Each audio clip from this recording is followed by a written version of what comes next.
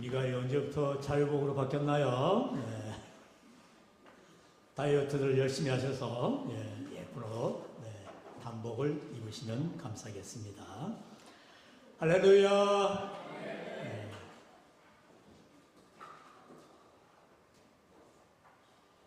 감사합니다.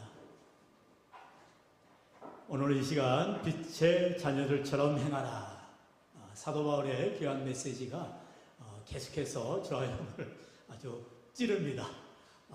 우리 하나님의 말씀을 볼 때마다 이렇게 좀 반성하는 맛이 있어야 됩니다. 반성하는 그런 모습이 필요합니다.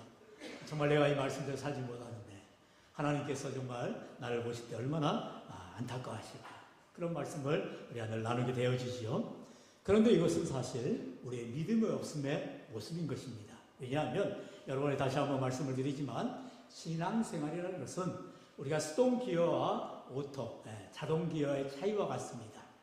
여러분 수동기어는 뭡니까? 속도가 올라감에 따라서 클러치를 밟고 기아 변속을 해야 되는 겁니다. 우리 박계일 전 단장님 잘 아시죠? 아주 운전을 수십 년 하셔서 베테랑이신데, 그러니까 예를 들어서 한 40km만 달려도 빨리 기아를 3단 정도로 올려야 돼요. 2단으로 계속 가고 있으면 엔진에 과부하가 걸리는 겁니다. 우리가 정교 생활을 한다는 것은 마치 수동기아의 삶과 같은 것입니다. 그러니까 내가 열심히 막 기아도 바꿔주고 클러치도 잡고 밟고 이렇게 애를 써야 차가 속도에 맞춰서 나아가는 것과 같을 수 있어요. 하지만 기독교 참된 신앙생활은 무엇일까요? 바로 오토, 자동기어와 같다는 것입니다. 여기서 말하는 자동기어라는 것은 내가 예수를 믿고 내가 성령으로 충만해질 때에, 여러분 그럴 때 수동기어에서 오토기어로 변화되는 줄로 믿습니다. 아멘을 이걸 해야 되나 말아야 헷갈리시죠? 왜냐하면 제가 되는 하나의 신학적 견해입니다. 여러분 어디를 돌아봐도 신앙생활이 오토기아다 말한 사람 없습니다. 신동신 목사의 신학적 소견입니다. 물론 부족할 수 있어요. 그런데 제가 말씀을 계속 묵상하면서 과연 내 신앙은 수동기아 같은가 오토기아 같은가? 여러분 무엇입니까? 처음 차를 살 때 그렇게 옵션을 선택해야 되는 것입니다. 예수님을 처음 믿을 때 우리가 수동기아에서 나중에 오토기아로 바뀌는 게 아니에요. 우리는 과거의 종교 생활과 같았고 때론 내 노력이 중심이 되었고 내 선함이나 내 공로가 나타나는 그런 수동적인 삶이었다면 내가 노력을 해야 되고 내가 변속해야 되고 내가 삶을 변화시켜야 되는 것입니다. 그러나 그렇지 않고 오토기아로 이미 내 삶이 업그레이드되고 옵션이 선택이 되어지고 예수를 믿음으로 그 성령의 충만함을 받게 되면 우리는 저절로 하나님의 기쁨의 삶을 살아가야 될 줄로 믿습니다. 할렐루야. 여러분 이게 바로 영어로 말하자면 투비의 삶이냐 투비의 삶이냐는 거예요. 우리 학생들이 지금 많이 안 보이는데 투 부정사 아주 중요하죠. 영어 시간 내내 아주 오래 골몰해하게 하는 투 부정사가 보입니다. 투두 내가 뭘 해서 얻게 되는 것입니다. 그것은 수동기와 같은 거예요. 그러나 투비 우리는 오토기라는 거예요. 투비는 뭐예요? I wanna be Christian. 내가 기독교인이 되고 싶습니다. 내가 신자가 되고 싶습니다. 그렇게 강구할 때 하나님께서 오늘 우리 마태복음 7장 11절에 뭐라고 말씀하셨어요? 하물며 너희 하늘에 계신 아버지께서 구하는 자에게 좋은 것을 주시지 않겠느냐. 할렐루야. 내가 좋은 사람 되고 싶어요. 내가 좋은 크리스찬 되고 싶어요. 내가 좋은 목사, 좋은 장로, 좋은 권사 되고 싶어요. 기도하면 하나님이 그래 되게 해주신다는 거예요. 그게 투비의 삶인 거예요. 그게 오토의 신앙생활인 것입니다. 여러분 예수님께서는 단 한 번도 저와 여러분에게 투두의 삶을 말씀하신 적이 없어요. 투비의 삶을 말씀하십니다. 한번 따라해볼까요? 너희는 세상의 빛이라. 너희는 세상의 소금이라. 할렐루야. 오늘도 바울은 예수님이 말씀하신 빛처럼 살아가라. 소금처럼 살아가라. 우리가 이미 빛이다. 우리가 이미 소금이다라는 것을 알으라는 것입니다. 이게 바로 신앙의 놀라운 변화인 것이죠. 우리가 예수님 안에 거할 때에 여러분 그래서 예수님께서 비유의 말씀을 하시죠. 나는 포도나무여 너희는 가지라 말씀하시면서 우리 열매 맺는 삶, 여러분 나무가지에 열매가 맺히잖아요. 그런데 어떤 나무가 열매 맺습니까? 뿌리를 깊이 내릴 때 그 영양분을 받아서 나무가 열매를 맺게 되죠. 나무이신 포도나무에 가지 우리가 쫙 달라붙어 있으면 나무 위에서 영양분이 가지까지 나아가야 되고 그 가지 끝에 달려있는 열매가 열매를 맺게 한다는 거죠. 여러분 성경에 성령의 9가지 열매, 올라오는 빛의 3가지 열매, 모든 열매 맺는 것은 우리 신앙생활의 결과로 나오게 되어 있습니다. 그러면 우리가 열매를 맺느냐 못 맺느냐는 뭐예요? 예수님 말씀처럼 내가 예수님에게 다 붙어 있느냐, 주님 안에 거하느냐, 주님과 동행하느냐, 그 삶이라는 거예요. 우리 자신을 돌아보면서 과연 내가 어떤 삶을 살고 있는가, 오늘 말씀을 통해서 점검하시고 다시금 내가 빛의 자녀임을 기억하고 내가 하나님 앞에 빛의 자녀와 같이 행하는 삶이 되시기를 주의 이름으로 축원합니다. 오늘 본문 8절 같이 읽어볼까요? 시작. 너희가 전에는 어둠이더니 이제는 주 안에서 빛이라. 빛의 자녀들처럼 행하라. 아멘. 따라합시다. 주 안에서 빛이라. 여기도 주 안에서 빛이라고 말씀하는 거예요. 빛이 되라가 아니라 주 안에서 이미 우리는 빛이라는 것입니다. 예수님의 빛을 받기만 하면 우리는 반사체예요. 이게 발광체가 아닙니다. 그러니까 투두의 삶을 또다시 말하면 내가 빛을 만들어내야 되는 거예요. 여러분을 만들어내는 빛이 아니죠. 내 빛이 아니라 누구의 빛이라고요? 주님의 빛. 주 안에 거함으로 인하여서 주님의 빛을 받아 그 빛을 드러내면 되는 거예요.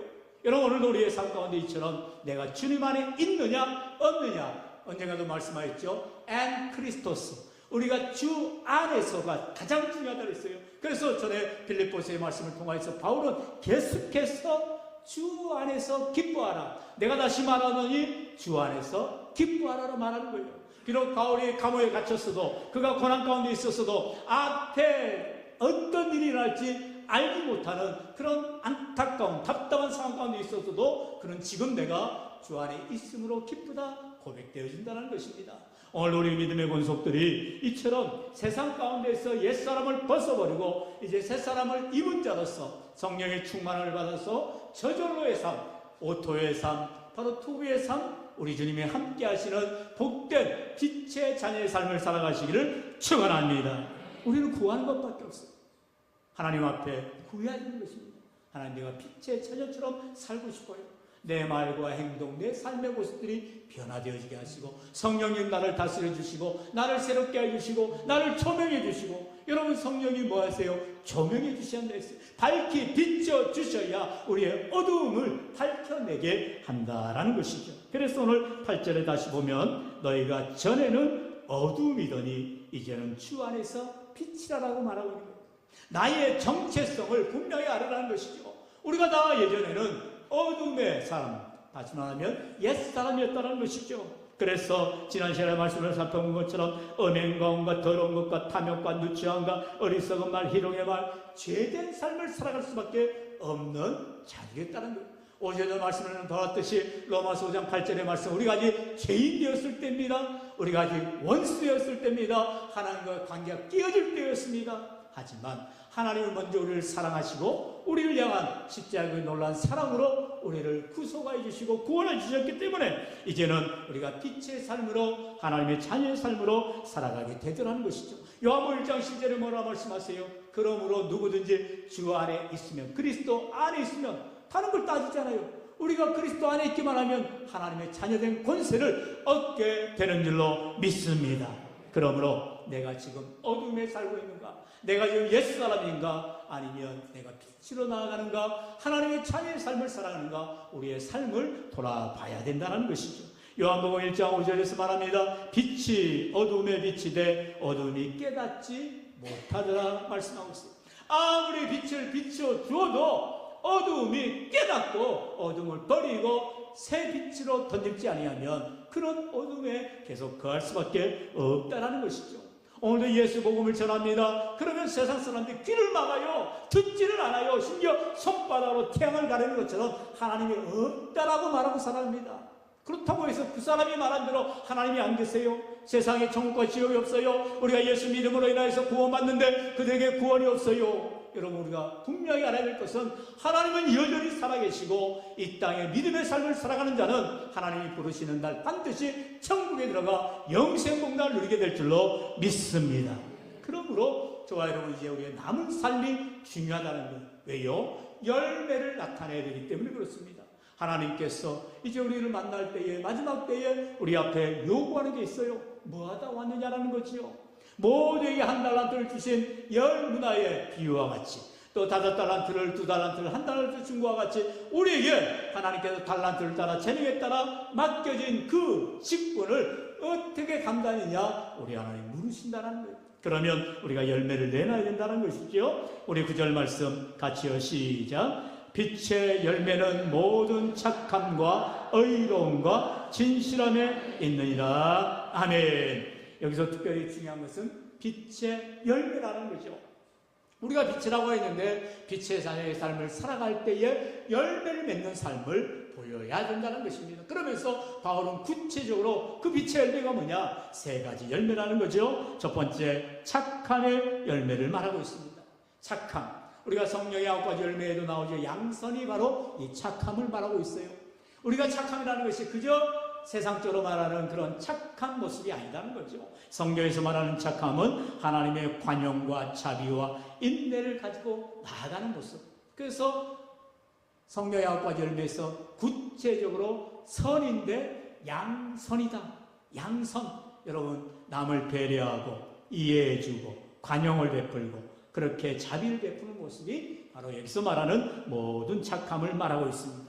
오늘 우리의 삶 가운데 이러한 참으로 주님을 믿음으로 주님이 내 안에 거하심으로 나는 저 사람에 대해서 선을 베풀 수 없지만 아침에도 우리 잠깐 예를 봤잖아요. 그 사람이 예수를 믿는지 안 믿는지 우리는 전혀 알 길이 없어요. 그러나 저와 여러분은 어린이날을 지나가면서 우리가 이렇게 고아원이나 보육원이나 그 시설을 그냥 지나치기만 했지 거기에 라면 한 박스라도 과자 한 박스라도 갖다 놓을 생각이 없었어요.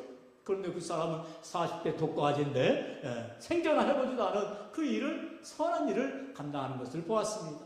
여러분 오늘 우리 사회가 빛으로 밝혀지기 위해서는 우리 신앙의 모습이 어떤 사람들은 현수막을 걸고 우리가 수십 박스를 해마다 이곳에 기부합니다. 자랑할 거 아니죠. 그건 성경적이지가 않아요. 안타까운 것은 세상은 갈수록 PR 시대라고 하죠. 내가 뭘 하고 있는지 여러분 요즘 SNS랄지 요즘에 자기 자신을 얼마나 시시각각으로 알려야 됩니다. 나 뭐 먹었다. 나 어디 갔다 왔다. 여러분 그런 데에 너무 빠져들다 보니까 나의 진짜 삶의 모습을 드러내지를 못하고 있어요. 오히려 주님이 말씀하시죠. 오른손의 아니를 왼손이 모르게 하라. 남이 알든 모르든 상관하지 말라는 거예요. 하나님이 더 지켜보고 계시다는 거죠. 그리고 저와 여러분 반드시 하나님 앞에 상급받는 자들이 되어야 됩니다. 이 세상의 칭찬과 영광, 상은 중요하지가 않아요. 우리 주님 말씀하시잖아요. 마지막 때에 내가 너를 도무지 알지 못한다면 끝나는 거예요. 내가 주를 위해서 이렇게 했는데요. 저렇게 했는데요. 나는 너를 모르는데 그럼 끝나는 거예요. 그러나 주님이 정말로 내가 주를 위해서 남이 알든 모르든 섬기고 헌신했던 그 작은 일까지라도 우리 하나님이 세세하게 기억하신다면 심지어 뭐라 말씀하세요? 어린 소자에게 베푼 냉소한 그릇도 내가 기억하고 있다고 말한다면 깜짝 놀랄 거예요. 여러분 오늘도 우리가 주의 착함을 가지고 믿음으로 열매를 맺는 귀한 삶이 되시기를 축원합니다. 두 번째로는 의로움의 열매를 말하죠. 의로움. 바로 내 의가 아니라 하나님의 공의를 말한다는 것입니다. 하나님의 의로운 자가 되어야 한다는 것이죠. 하나님이 인정하실 만한 믿음의 자가 되어야 한다는 것입니다. 여러분 삭개오를 보세요. 삭개오가 어떤 일을 했다고요? 자기가 남을 쉽게 말하면 등쳐먹고 얻은 수확이 있다면 내가 그 사람에게 4배나 갚겠습니다. 그렇게 말을 하는 거예요. 가난한 자들에게 너 내 전 재산을 다 주겠습니다. 얼마나 대단합니까? 자기 모든 것을 갖다가 가난한 사람들에게, 착취한 사람들에게 나눠주겠다라는 거예요. 당시 레위기의 율법에 보면은 남의 것을 이제 어거지로 가져갔다는 사람은 5분의 1만 갚아주면 되는 거예요. 그게 법이에요. 그런데 뭐예요? 4배를 갚겠다는 것입니다. 법을 훨씬 뛰어넘는 거죠. 뭐가 바탕이라고요? 하나님의 의가, 하나님의 법이, 하나님의 사랑이, 하나님의 은혜가 이 삭개오에게 임하니까 삭개오는 이처럼 놀라운 결단과 헌신을 하게 되더라는 것입니다. 마지막으로 빛의 세 번째 열매가 무엇입니까? 바로 진실함의 열매다라고 말하고 있습니다. 우리 하나님은 우리를 불꽃 같은 눈으로 지켜보세요. 저와 여러분이 아무리 좋은 옷 입고 아무리 우리가 겉으로 치장을 해도 우리의 마음을 다른 사람이 보이지 않고 감춘다 해도 하나님은 이미 나의 마음의 중심을 다 알고 있는 거예요. 진실해야 된다는 것입니다. 거짓이나 가식이나 위선이 없는 하나님께 진실함으로 나아가는 것이 빛의 열매다라고 말씀하고 있죠. 그런데 여러분 이것을 아까 처음 설교하면서 제가 말씀드렸던 것처럼 투드로 접근한다면, 수동기하로 접근한다면 이 세상에 누가 착하고 누가 의롭고 누가 진실해요? 아무도 없지요. 그러나 빛의 자녀들이 된 주이면 내 안에 그리스도의 빛이 들어오면 주님의 착함, 주님의 의로움, 주님의 진실함이 나를 통하여 내 말과 행실을 통하여 내 삶의 모습을 통하여 내 성품을 통하여 자연스럽게 나타나게 되는 줄로 믿습니다. 성경에 오늘 특별히 여기에 모든이라는 전제를 붙이고 있어요. 뭐 어쩔 때는 착했다가 어쩔 때는 의로웠다가 어쩔 때는 진실했다가 아니라 모든 착함, 모든 의로움, 모든 진실함이 나타나게 된다는 것입니다. 이것이 바로 성령의 역사인 것입니다. 오늘도 저와 여러분의 삶 가운데 늘 축제할 때마다 그 기도를 하잖아요. 이제는 우리 주 예수 그리스도의 은혜와 하나님의 무한하신 사랑하심과 성령의 감화, 감동, 내주, 충만, 인도, 교통, 역사하심이 말씀합니다. 우리가 하나님의 늘 동행하심과 함께하심으로 말미암아 성령의 역사가 모든 착함을 통하여, 모든 의로움을 통하여, 모든 진실함을 통하여 나타내야 된다는 것입니다.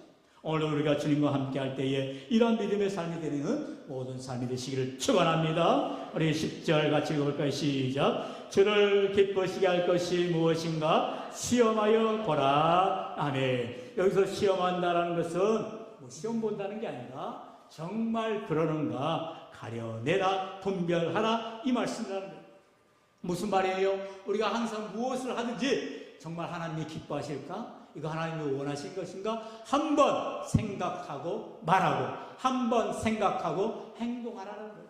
오늘 우리가 믿음의 말들로, 격려의 말들로, 위로의 말들로 서로가 건덕을 위하여 살아갈 뿐만 아니라 믿음의 행동으로, 위로의 행동으로, 또한 사랑의 행동으로 서로를 위할 때 하나님께서 기뻐하여 주신다라는 것입니다. 그래서 고린도전서 10장 30절은 말씀하지요. 그런즉 먹든지 마시든지 무엇을 하든지 다 하나님의 영광을 위하여 하라 말씀하고 있어요. 내 영광이 아니라, 내 기쁨이 아니라 하나님의 기쁨 위해서, 하나님의 영광을 위해서 하라는 것입니다. 오늘도 우리가 잠시 임시당일을 하였습니다. 결의사항은 나중에 다 드러나게 됩니다만 참으로 감사한 것은 어떤 일을 할 때 이 일을 누가 할 것이냐, 어떻게 할 것이냐, 그럴 때에 마음을 다해서 참 결단하고 결의되는 것을 보게 됩니다. 특별히 섬김을 통해서, 헌신을 통해서 나아갈 때 하나님께서 그 모습이 너무나 귀하고 값진 것임을 기억하게 됩니다. 사랑하는 성도 여러분, 오늘 우리가 내 아니라도 단산하겠지, 아니에요. 내가 그 일을 감당하겠습니다. 내가 좀 수고하겠습니다. 내가 좀 헌신하겠습니다. 그게 바로 빛의 열매입니다. 빛의 자녀인 거죠. 하나님 앞에 착함과 의로움과 진실함은 바로 내 삶의 모습을 통하여 나타나게 되는 거예요. 무슨 실력이 좋아서, 능력이 좋아서, 여러분 그런 것을 하나님이 찾으시지 않아요. 너 박사학위 받았냐? 너 열매를 많이 가져왔냐? 너 연봉이 1억이 넘냐? 너 매출이 얼마 되냐? 우리 하나님 그런 거 따지시잖아요. 하나님이 절대로 아니시잖아요. 예수님께서 가치관이 얼마나 놀라우셨어요? 잘 알듯이 바리새인들은 수억의 달란트를 헌금했다 했습니다. 가장 많은 헌금을 한 거라니까요. 여러분 달란트 다시 한번 헌금해 드릴까요? 여러분 은 한 달란트가 6,000데나리온입니다. 6,000데나리온이니까 바로 한 데나리온이 한 노동자의 하루 풍사입니다. 요즘 우리가 노동자 풍사이 많잖아요. 일당이니 파타임 요즘 복잡하죠. 그래도 한 10만 원만 잡자고요. 6,000배입니다. 무슨 말이에요? 6억이죠. 6억.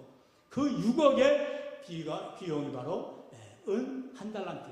그런데 금 한 달란트는, 그래서 성경을 보세요. 금 5달란트, 금 2달란트, 금 한 달란트를 주셨다고 했습니다. 금 한 달란트는 은으로 따지면 15달란트입니다. 여러분은 6 곱하기 15 얼마입니까? 90억입니다. 최소 90억. 그 만난 달러를 받은 사람이 한두 푼 받은 게 아니라는 거예요. 어마어마. 그래서 영어로는 사실 1,000,000 달러 말합니다. 100만 달러를 받았다 이렇게 통칭하고 있어요. 영어권에서는. 여러분, 하나님께서 저와 여러분에게 그 10,000,000달러만 주셨겠어요? 믿음의 사명을 감당하라고 귀한 직분을 주셨고 재능을 주셨고 삶과 시간과 여건을 허락하여 주신 것입니다. 오늘도 예배를 위해서 귀한 찬양을 영광 돌린 우리 미가엘 중찬단, 하나님께 정말 받은 달란트를 넘치도록 열매 맺는 귀한 헌신을 하신 것입니다.